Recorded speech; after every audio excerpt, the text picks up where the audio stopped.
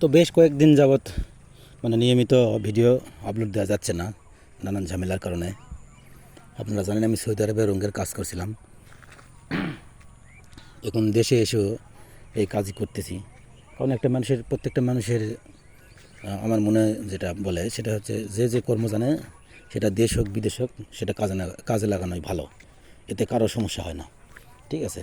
কিন্তু একটা বিষয় হচ্ছে আমি যখন প্রথমে আসছিলাম তো আমি নিয়ত করে আসছিলাম যে 6 বছর পরে আসতেছি, আমি অন্তত 6 মাস বাইরে থাকবো, ঠিক আছে।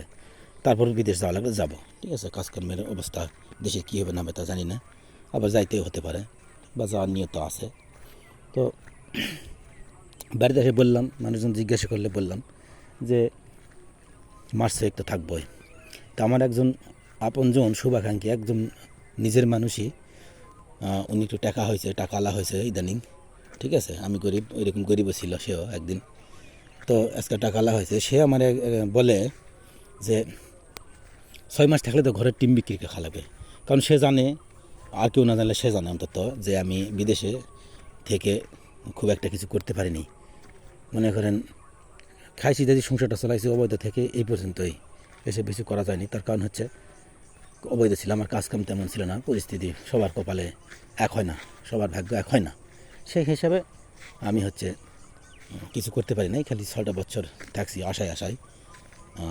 লাস্ট আসছি, হয়তো কিছু আনছিলাম বা 2-3 লাখ টাকা আনলেও সেটা তো চলা যায় না, ঠিক আছে।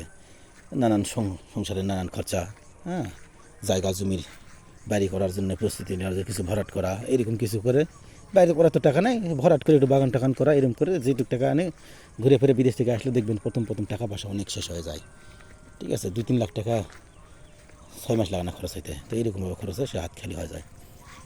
তো আমার সে আপনজন লোক সেটা জানে, জানার পরে সে বলে যে সে জানে যে আমার কোনো টাকা পয়সা নেই, ঠিক আছে, জিরো হয়ে আসছে বিদেশ থেকে। তো বলে যে 6 মাস থাকলে তো হচ্ছে ঘরের টিন বিক্রিকে খাওয়া লাগবে। আমি তখন মনে মনে এতটা লজ্জিত হইলাম, এতটা লজ্জিত হয়েছে আমার জীবনে হয়নি। যে লোক বলছে মানে তার এই কথা প্রকাশ করা, মানে তার নাম প্রকাশ করা উচিত হবে না এমন লোক। তো থাকলাম, অনেক টেনশনে ছিলাম, দেশে আসলাম, টাকা পয়সা নাই, কাজকাম নাই, কী করে খাওয়া যাবে, কী হবে, এরকম করতে করতে যাক, রিজিকের মালিক আল্লাহ, বিশ্বাস একটা ছিল আমার যে রিজিকের মালিক আল্লাহ অবশ্যই কোনো না কোনো ব্যবস্থা করবে যদি আল্লাহর ভরসা রাখা যায়। তো ব্যবস্থা অলরেডি 2 মাস পার হইলে 3 মাস হওয়ার আগে ইনশাল্লাহ ব্যবস্থা হয়েছে। এখন আল্লাহ যা সৌদি আরবে করছিলাম সেটাই করতেছি। তো এখন হয়তোবা তাদের মতো বেশি ইনকাম বা বিদেশের মতো বেশি ইনকাম করে বাড়িঘর করা এরকম না পারলেও দেশে থাকলে সংসার চলবে। আবার অনেকে দেশে থেকেও অনেক কিছু করতে পারতেছে, তা না হলেও নিজের সংসারটা চালান যাবে। ঘরে তো আর টিন বিক্রি করে খাওয়া লাগতেছে না। কিন্তু যে লোকটা বলছিল, আজকে সেই লোকের কাছে প্রশ্ন করতে ইচ্ছা করে যে মানুষ গরিব হলে কি এতটা মানে এত নিচু কথা বলা উচিত? সবচেয়ে বড় জিনিস হচ্ছে মানুষের শিক্ষা। যে মানুষের ভিতরে কোনো শিক্ষার আলো নাই, সে মানুষ কাকে কীভাবে কথা বলতে হয় সেটা ওজন করে বলার পারে না, ঠিক আছে। সে শুধু বলেই যায়। অশিক্ষিত মানুষ যদি একটু টাকালা হয় তাহলে অহংকারী হয়, ঠিক আছে। শিক্ষিত মানুষ টাকালা হলে অহংকারী হইলেও সেটা প্রকাশ মানুষের সামনে করে না। এই জন্য করে না যে মানুষের সামনে কীভাবে কী কথা বলতে হবে সেটা হিসাব নিকাশ করে। সে যদি খারাপ হয়ে থাকে, শিক্ষিত মানুষ যদি খারাপ হয়ে থাকে, কিন্তু উপরে অতটা মানুষকে এমনভাবে কথা বলে না, হয়তো ভিতরে সে সমাজের খারাপ করতে পারে, এরকম হতে পারে। তো এই হচ্ছে মানুষ দুনিয়ার, এভাবে ছোটো করলো। আমিও খুবই হতাশায় পড়েছিলাম যে আসলে কি তারা সে কী বুঝে করলো আমার ঘরের টিন বিক্রিকে খেতে হবে।